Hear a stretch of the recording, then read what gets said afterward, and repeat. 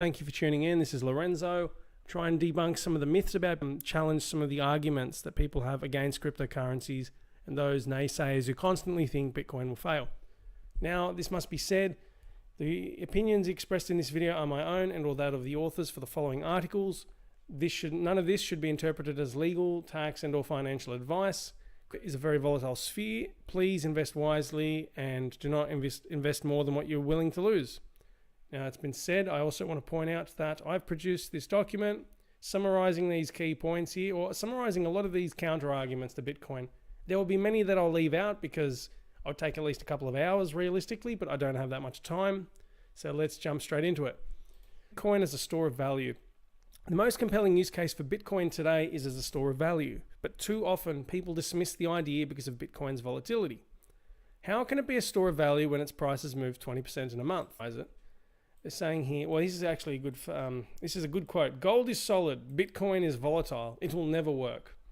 The author says these statements are ignorant of gold's history and devoid of imagination. And I want to draw your attention to some graphs looking at gold, so graphs and figures. So this is one.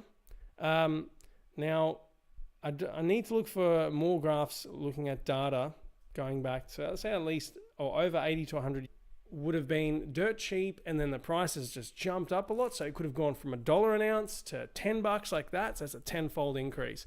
And then as a percentage of its previous price, you won't get as much of an increase. Now, obviously over time, the prices have stabilized relatively speaking. So when it was at 1,000 and then it went up to 1,800, that's not as much as say when it was $1 going up to $10, which is what we get. Well, with prices, this is a list of gold prices since 1969. It says here $41.10, or US dollars, going up to today, which is at about $1,300. Now, again, if you look at the last, say, 10 years, it's been pretty stable. But even when you compare it to 1969, that is about a 30 times increase. That doesn't sound very stable in the grand scheme of things. And you could imagine when it was $1 and then went from $1 to, let's see, 1,200. Okay, 1,200 times increase. That's not stable at all. So why on earth are people saying that gold's stable? Well, yes, now. But then Bitcoin will probably be stable at some point in the future. We'll have to stop dissing Bitcoin because of the volatility argument or the lack of stability argument. So if they actually look at gold and other commodities and how they fluctuated over the years, then it will paint a much clearer picture. Okay, let's have a look at the next argument. Okay, I'm just going to knock out some of these obvious ones that are stupid. Used for crime. Okay, so is cash not used for crime? I mean, I'm not going to even bother looking up an article. This is an obvious one. Another one I want to address.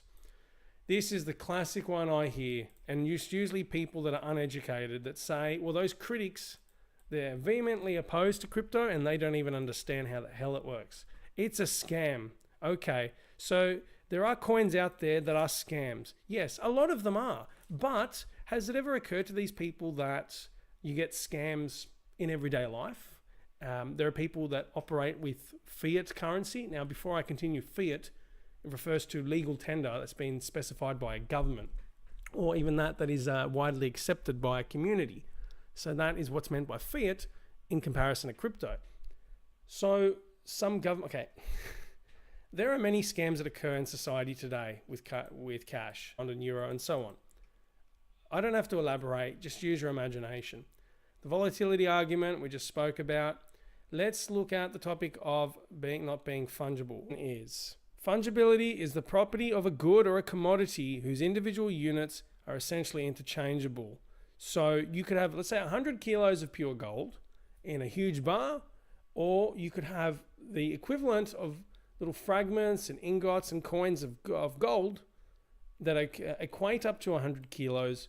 They are fungible because you can interchange the 100 kilo block with its fragments. All of these, now let's think of, okay, we've got the comparison with gold and you've got Bitcoin here. You could have a 100 Bitcoin wallet.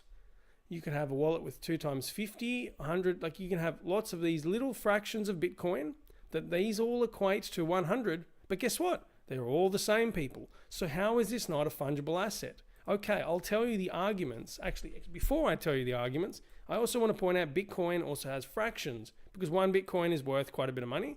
Fractions of it, these Satoshis, are like cents in a dollar. And I think it's a fairly long article. I'm just going to summarize the key points here. I saw something about crime, criminal purposes. Now, this is what I want to draw your attention to. Does the fact that it's possible to trace the history of Bitcoins lead to making them non-fungible?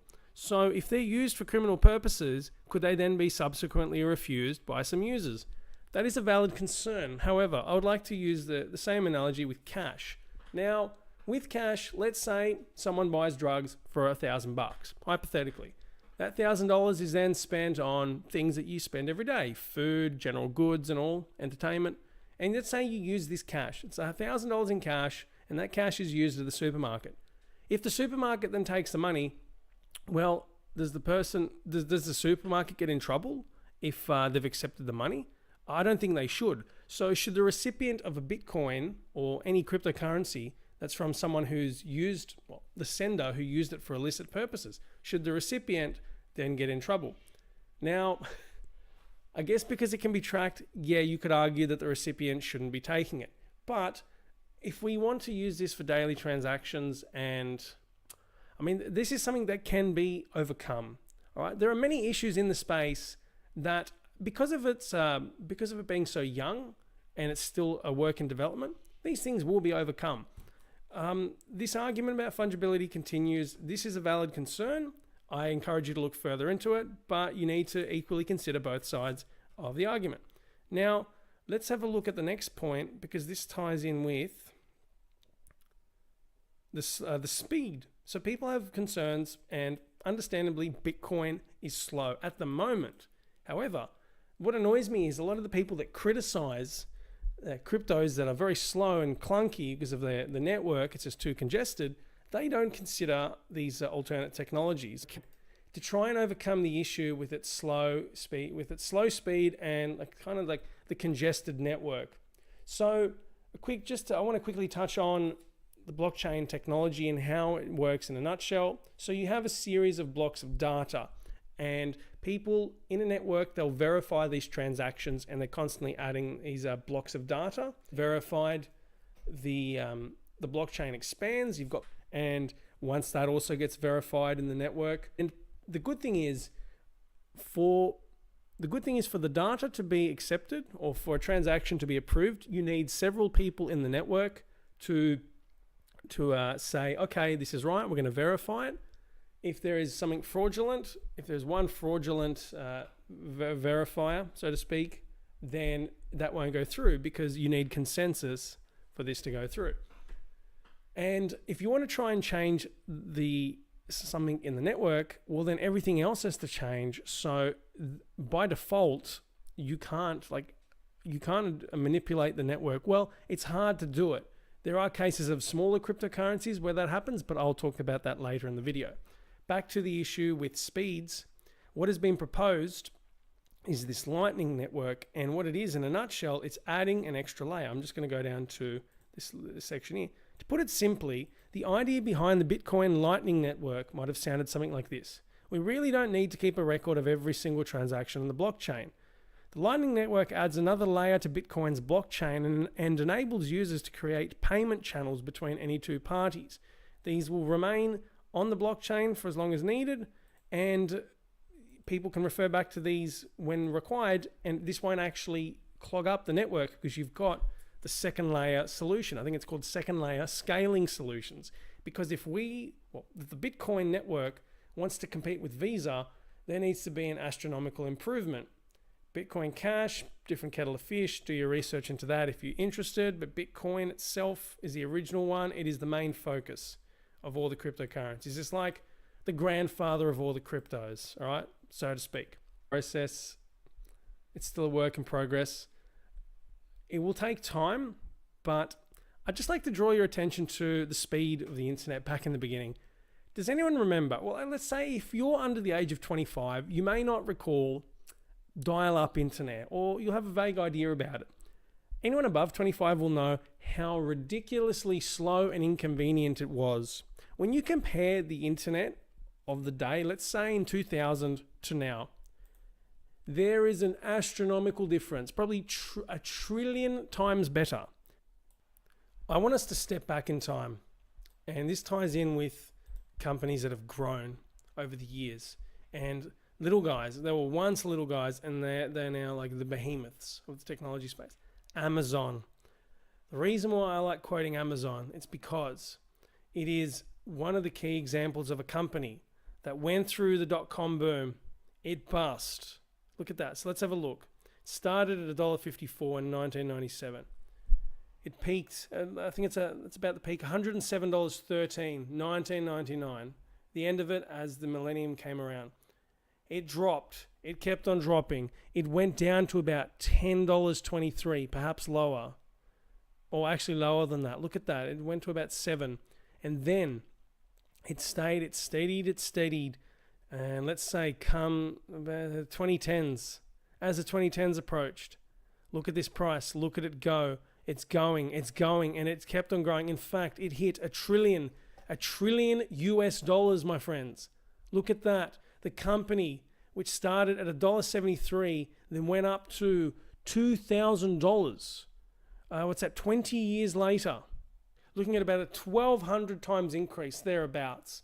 That is huge, and I would like to see a lot of the traditional, the solid companies, the ones that have been around for decades. I want to see how they've increased in recent years. I'll let you do the research there. Apple, another classic. Prices plummeted recently, relatively speaking, but it's still up there. Look at where it was, 1980. I mean, Steve Jobs, he's left a lasting legacy. Look at that, going through that. This period here, that is the dot-com boom. Dropped back down. I mean, the price, it went up. Let's say during the peak, if it was $4 and then went back down to $1, that's a 75% decrease. Bitcoin has done something similar, and people have gone nuts. But then we often forget, look at that drop there. Apple, I guess, then had, let's see, we got the iPod, the iPhone, prices skyrocketed. This also hit about, I think, $1 trillion US with the market cap. Netflix, you know what I'm saying here. The list goes on. Netflix, Alphabet, the parent company of Google, Square, one of these recent companies as well. I'm not trying to turn this into like a stock video, but stocks are probably one of the best comparisons with Bitcoin, you could say, or one of them, to give people an understanding of there are technology stocks that can take off and that can get big. And I see this happening with cryptos. The 10 biggest cryptos at the moment, people just say, oh, Bitcoin this, Bitcoin that. There are over 2,000 out there. A lot of them are junk, but many in the top 20 or 30 have potential. I'll have a separate video in the near future looking at some of my picks. Highly recommend you check that out. In the meantime, as I said, do your research. I'm going to just keep on going. I haven't finished just yet. Let's go back to the list. Inflation and deflation. Okay. Well, don't have the article right here, but Bitcoin's supply, actually, let's go back to this here. Bitcoin's supply is fixed at, so what circulating supply is that its fixed supply is about 21 million. Now, people may not like that, but the fact that they're not constantly printing it, so they're not constantly producing it and releasing more out there, unlike some other currencies which have about 30 or 40 billion, if not 100 billion. I think it's better to have a controlled supply, especially with the demand set to increase. Well, you'd expect the price to also skyrocket upwards with a steady supply. It's just basic. Again, I'm not an economist. I'm not a financial advisor. This is just a hobby of mine that I've pursued in recent years with cryptocurrencies. Okay, so inflation and deflation, that's a very long argument. People have their own opinions. I just want to draw your attention to government-backed currencies that have collapsed as well due to hyperinflation. You've got the Zimbabwean dollar. You have, I think in Venezuela, with the Pedro, that's crypto. Venezuela's had a big issue with hyperinflation, many other countries. I think Argentina at some point as well. The point is, government-backed currencies, they're not perfect as well. So people diss cryptos, but then they often forget. They're oblivious, or they just selectively leave out some of the former government-backed currencies, or even current fiat currencies that are struggling. Okay, it's not perfect. Nothing is perfect. Not trustworthy. Okay, the last two arguments: trustworthiness and utility, or lack thereof. So there is an issue in the space. Okay.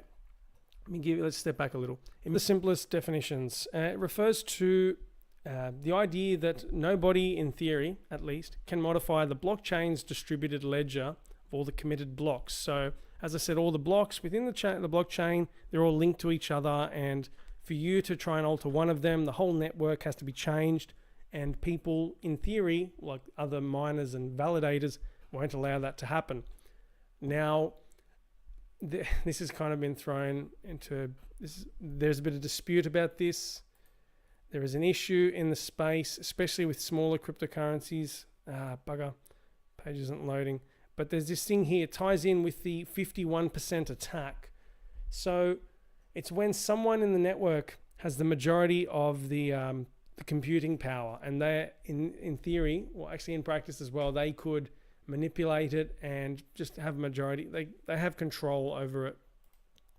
And this infographic here gives you further info. So you've got these various pools, like mining pools, and the two largest here have the control.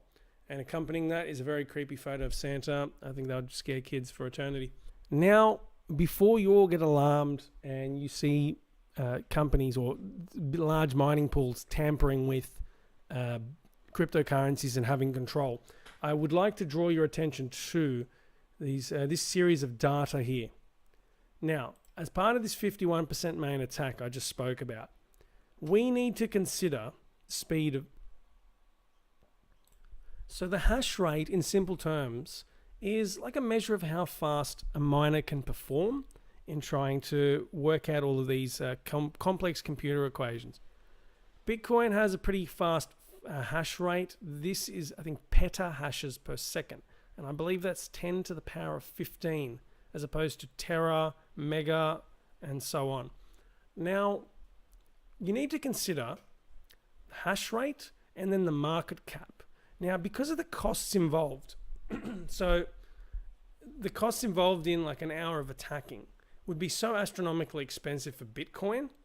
It's just not practical, at least at the moment. And I think as time progresses with a higher market cap, it would make it even harder to try and attack, assuming the hash rate doesn't increase proportionately faster. Then it would be harder to attack this and Ethereum and a lot of these other major cryptos, especially the top 4 there, as opposed to the other ones.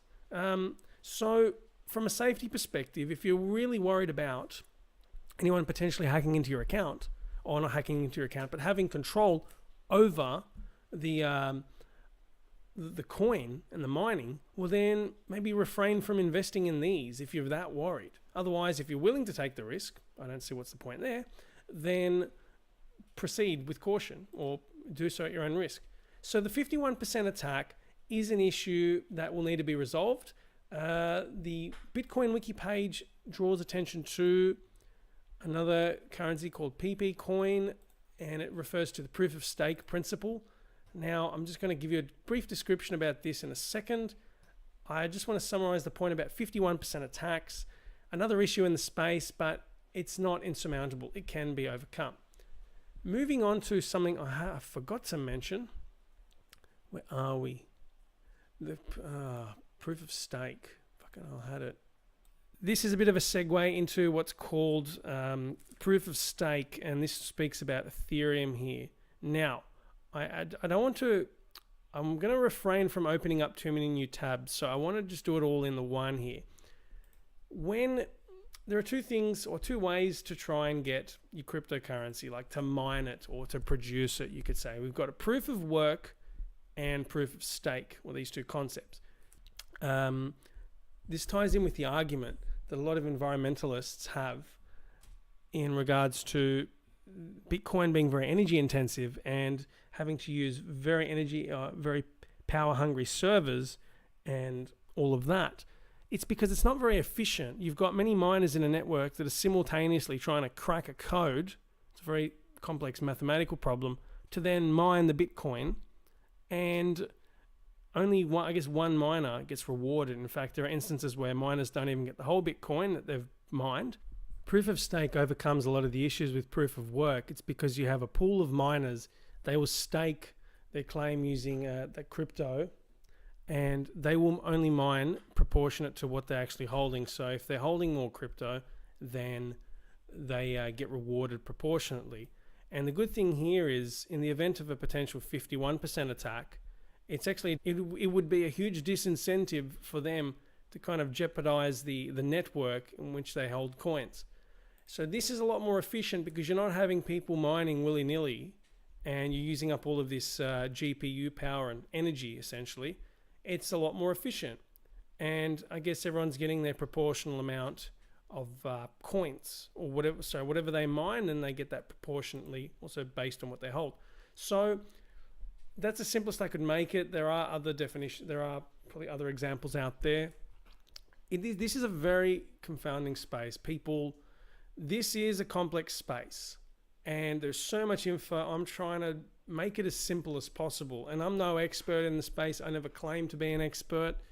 There is a lot to learn, but this is something that I think is very fascinating, and we all should have some basic understanding of, especially as this becomes more prominent. I want to now lead on to what is called the Ethereum Casper protocol. In really basic terms, actually before I tell you, this is one of the co-founders, or I think the main founder of Ethereum, Mr. Vitalik Buterin, the second biggest cryptocurrency. So the Casper protocol ties in with proof of stake, and it's a way to make the system more efficient. I'm no expert in this. There is an article here which will give you further info, and again, I'll include a list to all of these articles in the description, or you can also see them on the screen there. There is a ton of info out there, so please do your own research. No utility, that's just BS straight up. We see Bitcoin as a store of value. We know cryptocurrencies can be used, and potentially even Bitcoin as well, could be used for transactions. The dilemma would be is, if we use Bitcoin for transactions, would it be practical to then have it as a store of value, because you'd have so many people spending it as opposed to storing it? So would there be a conflict there, or do you get another cryptocurrency to be used in place of Bitcoin for transactions? Time will tell, and we'll see what the development teams of all of these cryptos do moving forward, and how far they progress. Now, I've spoken about the speeds. The lag speed before with Bitcoin is not indicative of all cryptos. XRP, which is the third largest crypto, it is fairly fast, and they've actually teamed up with banks to help act as a global payment settlement system, especially when you're converting hundreds of millions of dollars into other currencies, which is, I guess, very common for institutional investors or big, like large companies, pretty much. It's a bubble. Sure. And how about the .com bubble? Did every net startup crash? Well, no, it's obvious they didn't, because I spoke about Apple before, Amazon, I should say. Apple as well, still there, and many of the other big ones. And just to sum up, another one that cracks me up is, not only do some people think it's a bubble, but you get these, what they're called maximalists in the space. People that they only promote their coin. They believe their coin is the holy grail and nothing else will beat it. It will be the only one to survive. Well, that's BS once again. Do we only have one internet company that exists? It's obvious there are. We've got hundreds and thousands. We've got hundreds of big ones, but we've got thousands overall. You can have large and small companies that would still be around. Cryptos, I don't know how many will survive, but I think many in the top 20 or 30 will still be around. You'll get some dark horses that will emerge, and they're probably going to, if they get big, you're going to get the biggest returns with them. But there's the risk, because they're still small in development and there's that uncertainty. There won't be only one crypto that will survive. Thank you so much for tuning in. I appreciate it if you've listened this far, or even if you just have a more rational conversation about cryptocurrencies. You're doing your part already. And if you've got $100 or a couple hundred to put in here and there, I would do so. I would do my research and focus on some of the top 10 coins just to keep it simple and to get something more secure. I will, over time, be producing videos about, I'll be giving you the news in the space. I'll be looking at ways to store your cryptos. I'll be giving some more feedback about these, some of the biggest cryptocurrencies, the projections I have for them. There's a ton of information coming up. If you want to stay informed and keep up to date with the videos that I post, feel free to subscribe. Hope to hear from you soon. Feel free to leave some comments if you like this content, or if there's something that I've made a mistake on. I'm not perfect and I'm still learning as well. There's always something to learn. There's always something to discover in the space. Thank you again. Have a wonderful day.